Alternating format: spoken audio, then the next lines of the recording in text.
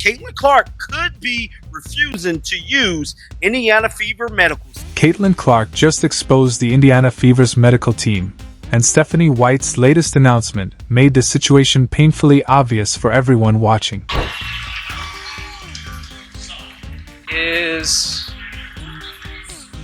Looks like she's in pain. After yet another injury fiasco, Caitlin Clark seems fed up with the Fever's medical team and is now taking matters into her own hands. It's basically a silent firing of the staff by their own superstar, and the backlash is intense.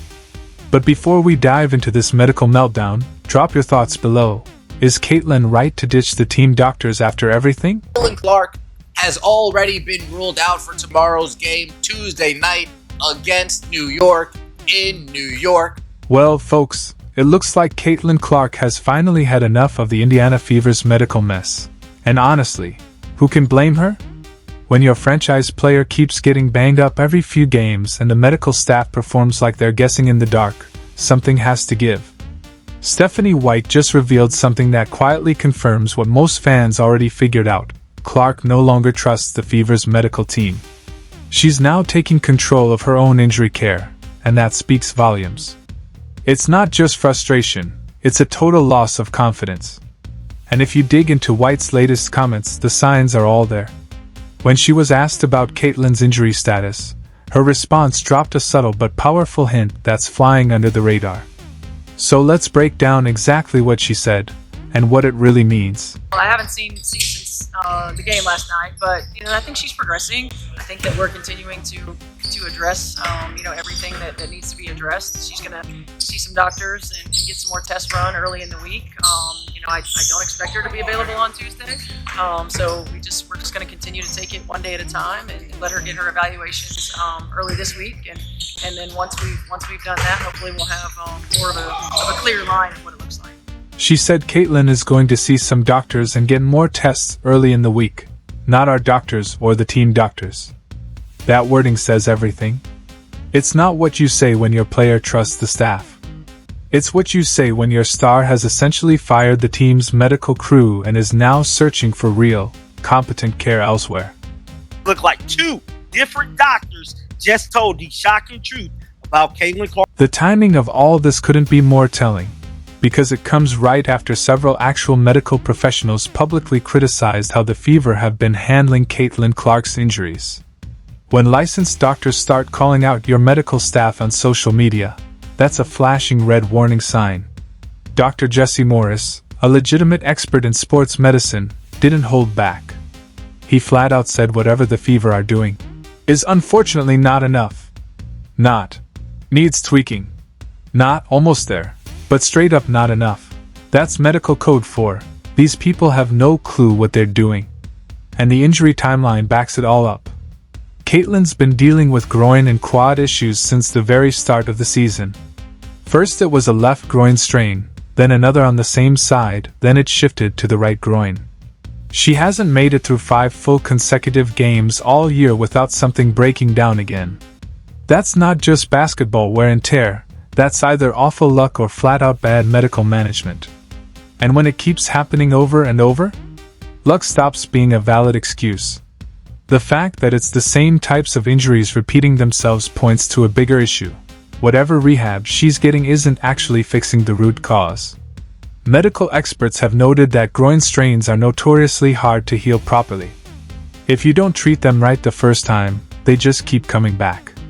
Here's where it gets even more revealing. Multiple doctors have now said Caitlin needs advanced treatment options, like stem cell injections or hyperbaric chamber therapy, to truly recover. This situation couldn't be unfolding at a more revealing time. Just as several actual medical professionals began openly criticizing the Indiana Fever's injury management of Caitlin Clark, the news drops that she's seeking outside opinions.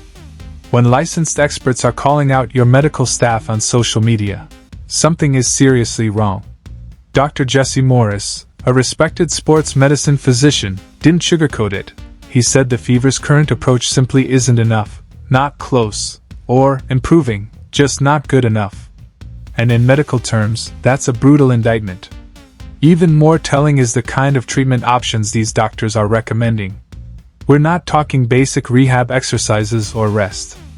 Dr. Morris suggested Clark may need stem cell injections at specific tendon attachment points. That's highly specialized care, not something your average team physician is doing in the back room of a locker room. Treatments like that require advanced training and equipment, which raises a huge question. Does the Fever medical staff even have the resources or expertise to manage an elite athlete like Caitlin Clark? Stephanie White's handling of the injury narrative has raised eyebrows too. From the beginning, her language around Clark's injuries has been inconsistent and, frankly, suspicious. She's repeatedly called Clark day-to-day, while actual experts have noted that groin strains are typically week-to-week injuries at best. That kind of discrepancy suggests one of two things: either Stephanie White doesn't fully understand the reports she's getting from her medical staff, or the staff itself doesn't understand what they're dealing with. And it gets worse. Remember when White claimed she didn't even know about Clark's injury until the night before she was ruled out? That's not just a communication breakdown, that's a total systems failure. If your head coach doesn't have up-to-date information about the health of your most valuable player, something is deeply wrong inside the organization. Now we're hearing Clark is going to see some doctors to get additional tests run. That phrasing alone tells you everything. Not our doctors, not the team's specialists, just some doctors. That's the language of a player who's lost confidence and is going elsewhere for answers. It's essentially a silent vote of no confidence in the Fever's entire medical setup. And the financial stakes here are massive. Caitlin Clark isn't just any player, she's the face of the WNBA, and arguably its biggest revenue generator. Every packed arena, every spike in TV ratings, every merch sale, most of it ties back to her. If your most valuable asset keeps suffering recurring injuries due to poor medical management, that's not just a health issue, it's a full-blown business crisis. From Clark's point of view, this isn't a tough decision. She's in just her second year as a professional, at the height of her earning potential, and the injuries she's dealing with seem like the kind that could be prevented, or at least better managed, with the right care.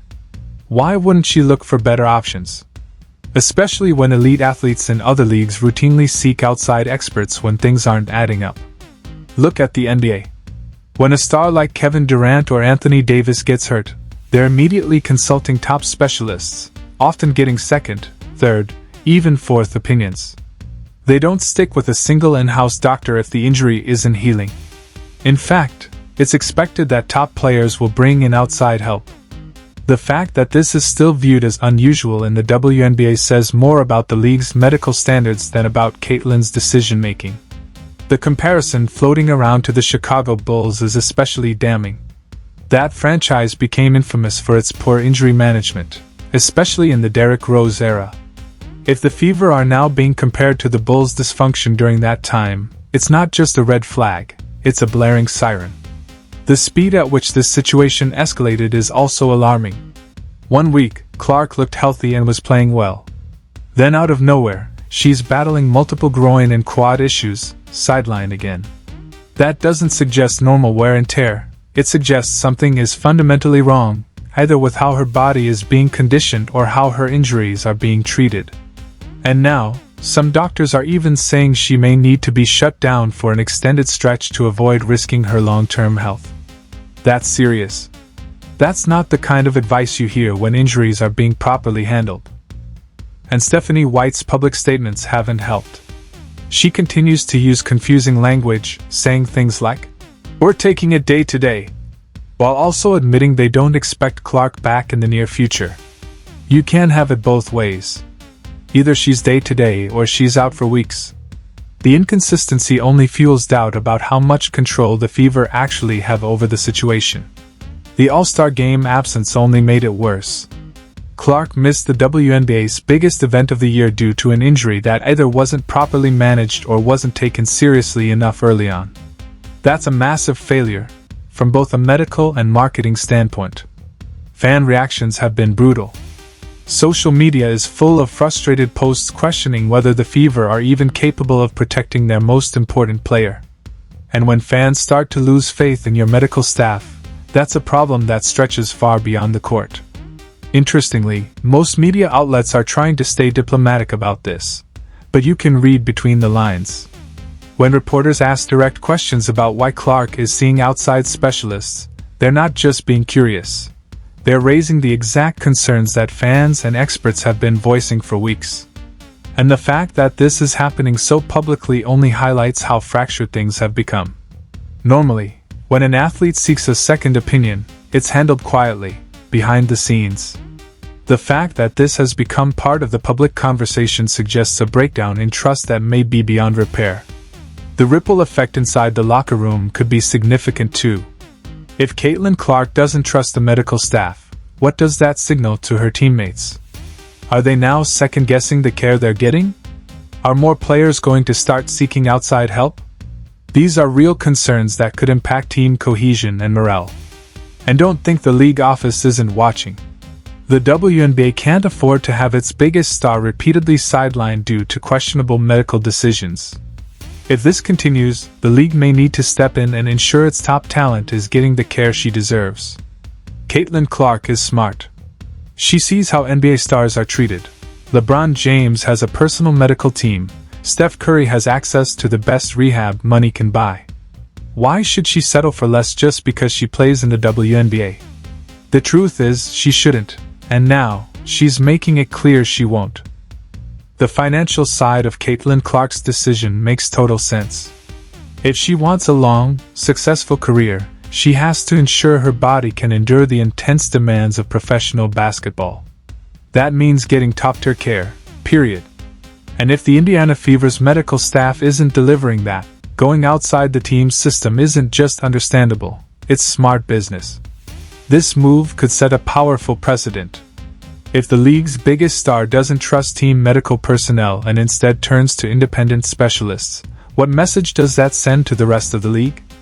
Other WNBA players may follow her lead, forcing teams to reevaluate and upgrade their medical programs across the board. And then there's the legal and insurance side. If Caitlin is seeking outside treatment, who's covering those expenses? Who assumes liability if something goes wrong? These are real complications that arise when a player bypasses the team's medical infrastructure. The situation raises uncomfortable questions that teams and the league might not be prepared to answer. There could also be long-term damage to Caitlin's relationship with the Fever. Even if she fully recovers under the care of outside specialists, the fact that she felt the need to go around her own team's medical staff will be remembered. That's not just a temporary rift, it's a sign of deep mistrust that could linger well beyond this season. And this isn't just about the Fever. This is a WNBA-wide issue. If the league's most important player doesn't feel safe trusting her own team's medical care, what does that say about the league's overall professionalism and ability to support elite talent? How can you attract and retain top-tier athletes if they're questioning whether they'll be properly taken care of? Development matters too. Caitlin is still early in her pro career. How these injuries are handled now could shape her long-term health and performance. This isn't just about getting her back on the court for a few games. It's about preventing recurring injuries that could derail her entire career. Proper treatment now might be the difference between a decade of dominance and an early retirement. From a public relations standpoint, this is already a nightmare for the Fever. Having your star player visibly seek outside medical help is not a good look. It paints the organization as unprepared or even negligent, and that kind of narrative is hard to clean up. It makes fans question the franchise's overall competence, and it puts the front office and coaching staff under intense scrutiny. Stephanie White, in particular, has to be feeling the pressure. She's trying to build a winning team around Clark, but she can't do that if her star player is constantly hurt. If the medical staff is part of the problem, and not the solution, then going outside the system may be the only viable path forward. Fans are clearly affected too. People are buying tickets and tuning in to see Caitlin Clark play. When she's constantly sidelined, interest drops, attendance suffers, and media coverage cools down. The inability to keep her on the court is costing the organization real money, both in the short and long term. Even the league office has to be concerned.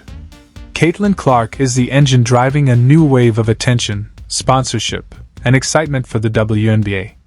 The last thing the league needs is for her to spend the season injured, or worse, to lose faith in the system meant to protect her. If the Fever can't manage this situation properly, the league might be forced to step in. And if things are already this shaky with relatively minor injuries like groin strains, what happens if Caitlin faces something more serious down the line? If she doesn't trust the medical staff now, she's certainly not going to lean on them when the stakes are even higher. That kind of breakdown in trust is almost impossible to rebuild. The implications for other young players are just as serious. If Caitlin Clark, the most hyped rookie in league history, doesn't feel safe relying on team doctors, what message does that send to future stars? Why would top college athletes feel confident going pro in a league where even the best aren't protected? Other professional leagues have already gone through this evolution. The NBA, NFL, and MLB have made massive strides in player care, upgrading their medical standards, facilities, and oversight. Maybe this is the wake-up call the WNBA needs to do the same. There's also the deeper tension between player needs and team goals. In theory, those should align, especially when it comes to medical care. But this situation shows a dangerous disconnect. If Caitlin Clark is prioritizing her long-term health while the team is focused on short-term availability, that's a structural problem that goes far beyond one player. At the end of the day, Caitlin's decision to look elsewhere might be the smartest move she's made all season. Her body is her career, and if the team doctors can't keep her healthy, then finding people who can is just common sense. What do you think about this growing medical drama? Drop your thoughts in the comments, hit that like button, and don't forget to subscribe for more WNBA chaos.